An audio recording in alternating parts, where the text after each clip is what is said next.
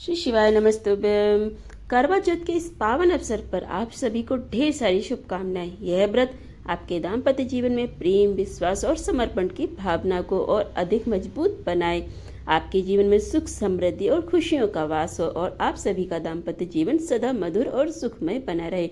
करवा चौथ का व्रत हिंदू धर्म में विवाहित महिलाओं के लिए अत्यंत महत्वपूर्ण होता है। इस दिन महिलाएं अपने पति की लंबी आयु, सुख, समृद्धि और दाम्पत्य जीवन में मधुरता बनी रहने की कामना करती हैं। सूर्योदय से लेकर के चंद्र दर्शन तक निर्जल व्रत रखते हुए पूरी श्रद्धा और आस्था के साथ इस दिन पूजा अर्चना की जाती है। करवा चौथ की पूजा विधि और व्रत के नियमों का पालन करने से न केवल दाम्पत्य जीवन में सुख शांति का वास होता है, बल्कि पति पर आने वाला सभी संकटें दूर हो जाते हैं। करवा चौथ का व्रत केवल उपवास भर नहीं है, बल्कि यह एक आध्यात्मिक यात्रा है जो संयम, श्रद्धा और आस्था पर आधारित है। इस व्रत के दौरान हर नियम का पालन अत्यंत सावधानी और पवित्रता से किया जाता है, ताकि पूजा का पूर्ण फल प्राप्त हो सके। और यह पर्व महिलाओं के लिए धैर्य, समर्पण और त्याग का प्रतीक होता है, जहां वे न सिर्फ अपने पति की लंबी आयु की कामना करती हैं, बल्कि अपने परिवार की सुख समृद्धि की प्रार्थना भी करती हैं।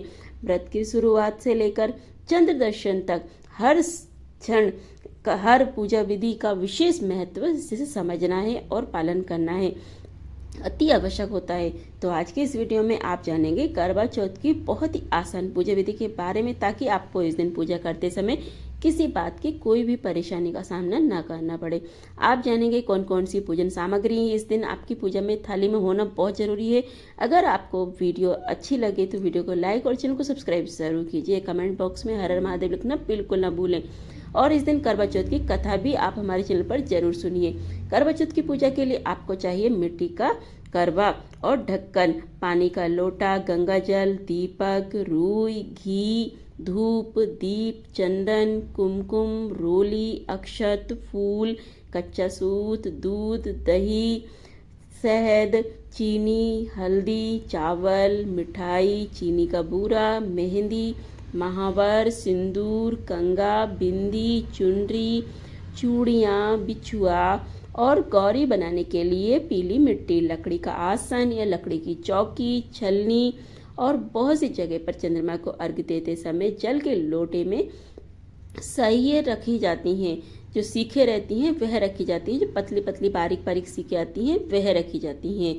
संख्या में आप 7 या फिर 8, 11 ले सकते हैं। इसके बाद आपको 7 अठावले बनाने होते हैं, या फिर आप पुए भी बना सकते हैं। साथ में कुछ दक्षिणा रखना है, किसी सुहागिन महिलाओं को वायना देने के रूप में श्रृंगार की सामग्री रखना है, वस्त्र, मिठाई, फल और आपकी पूजा में जरूर होना चाहिए। जो भी महिलाएं करवा चौथ का व्रत रखने वाली हैं, उन्हें एक दिन पहले ही मेहंदी लगा लेनी चाहिए। और करवा चौथ व्रत के दिन सुबह ब्रह्म मुहूर्त में उठ करके, यदि आपके यहाँ पर सरगी खाने का रिवाज है तो आप सरगी ग्रहण कर लें। फिर व्रत के दिन प्रातःकाल स्नान करने के बाद साफ स्वच्छ लाल रंग के वस्त्र धारण करके और श्रृंगार करके आप संकल्प बोलकर करवा चौथ व्रत का आरंभ करें।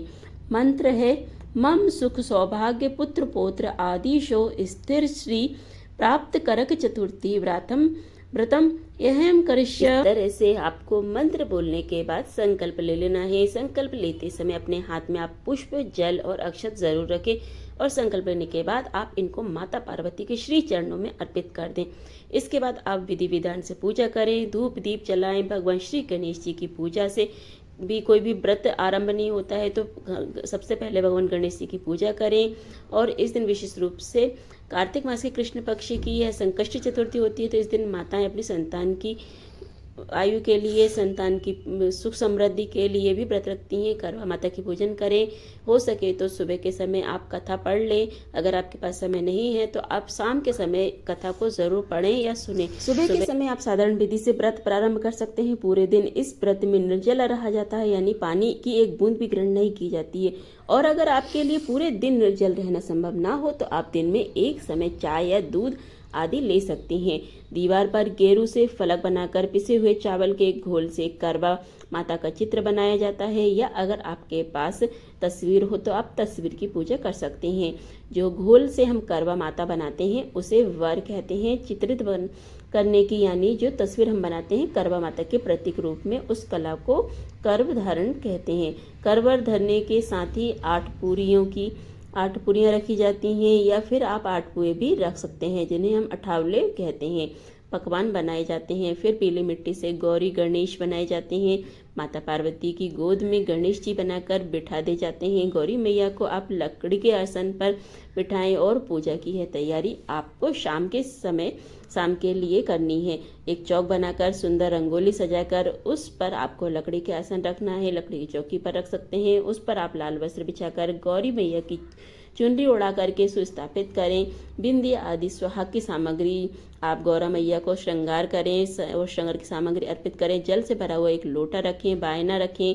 भेंट देने के लिए आप मिट्टी की टोटी वाला धार वाला करवा लें। करवे में गेहूं और ढक्कन भरकर शक्कर का बूरा भर दें, और यहाँ पर आप मेवे भी भर सकते हैं, या कुछ लोगों के यहाँ पर अक्षत भरे जाते हैं, खील बतासे भरे जाते हैं। तो जो भी आपके यहाँ परंपरा है आप उस करवे में वह भर लीजिए। उसके ऊपर कुछ दक्षिणा जरूर रखना है। रोली से करवा पर स्वास्तिक बनाएं। कुछ जगह पर 2 करवे रखे जाते हैं और कुछ जगह पर आप केवल एक ही करवा रखा जाता है। तो क्योंकि करवा चौथ की पूजा में पूजा करने के साथ ही जो करवे होते हैं उन्हें आपस में बदला जाता है। तो ऐसे में जिनके यहाँ पर सास के साथ बैठकर यह पूजा की जाती है तो वह एक करवा अपनी सासू माँ के नाम पर रखकर पूजा कर सकती हैं। और यदि सासू माँ नहीं है, सासू माँ सुहागन नहीं है, तो ऐसे में आप माता पार्वती के नाम से एक करवा रखकर उनसे अपना करवा बदल सकती हैं।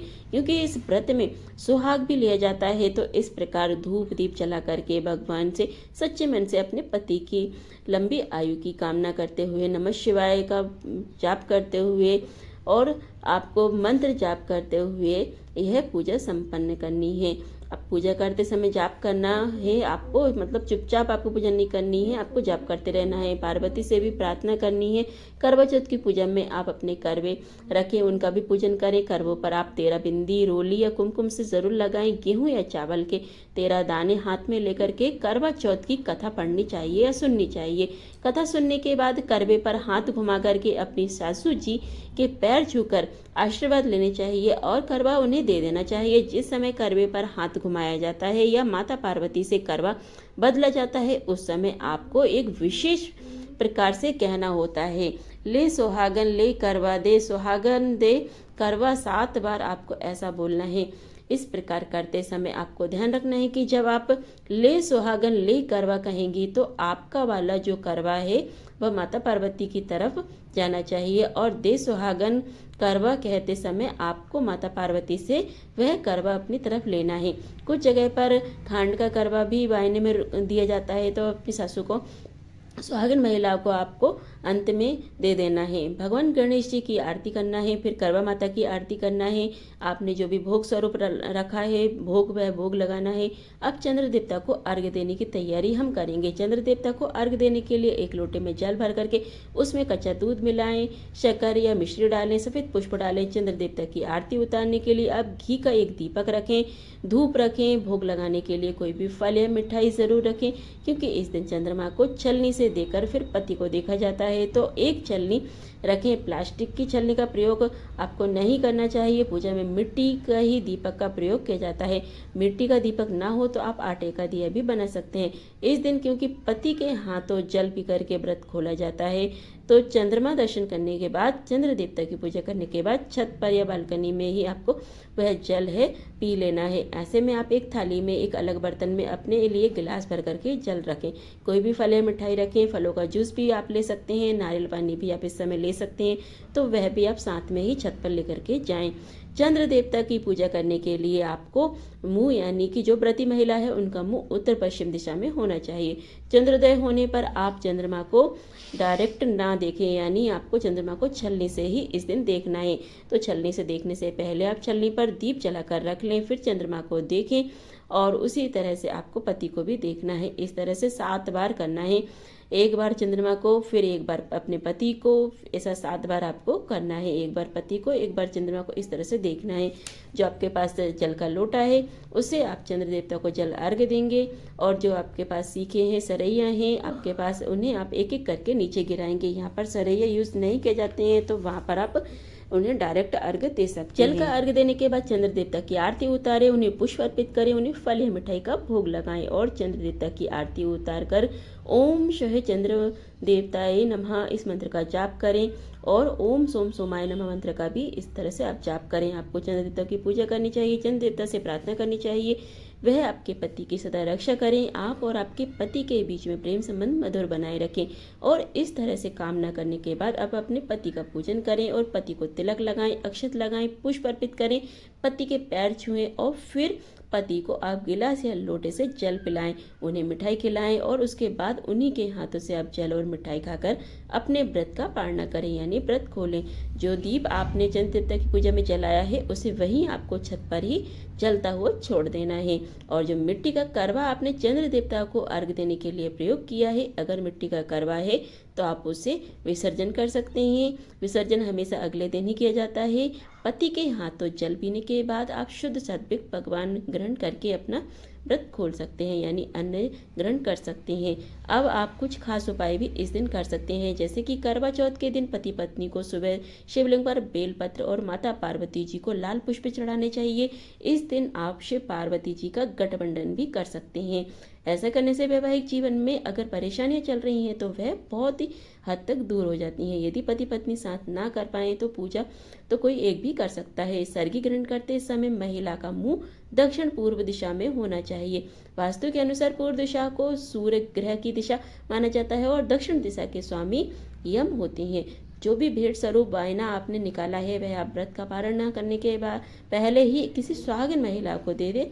आपके घर में कोई सुहागन महिला नहीं है तो आप अपने ससुराल से दूर रहती हैं तो आप उस वायने को भेंट स्वरूप निकाल करके रख सकती हैं। उसके बाद में आप समय आने पर जब भी अवसर मिले आपको, आप वह सामग्री उन्हें दे दें। यदि आपके आसपास कोई भी ऐसी महिला ना हो तो आप ससुराल में भी यह भिजवा ना पाए तो किसी गरीब सुहागन महिला को भी यह भेंट स्वरूप वायना दे सकते हैं। लेकिन ध्यान रखना है कि जिन्हें आप एक बार यह सामग्री देती हैं, कोशिश करना चाहिए कि हर साल आप उन्हीं को यह सामग्री दें। तो यह थी आज की वीडियो जिसमें हमने करवा चौथ की पूजा विधि की जानकारी जानी है। चंद्र को अर्घ्य किस तरह देना चाहिए वह जानकारी हमने जानी है। अगर आप करवा चौथ के दिन भी करवा चौथ व्रत कथा सुनना चाहते हैं तो आप हमारे चैनल पर आने वाली वीडियो देखना बिल्कुल ना भूलें, जिसमें आपको करवा चौथ के दिन करवा चौथ व्रत कथा सुनने को मिलेगी। चलिए फिर मिलते हैं अगली वीडियो में अगले उपाय अगली जानकारी के साथ। श्री शिवाय नमस्तुभ्यं, हर हर महादेव, जय श्री महाकाल भक्तों।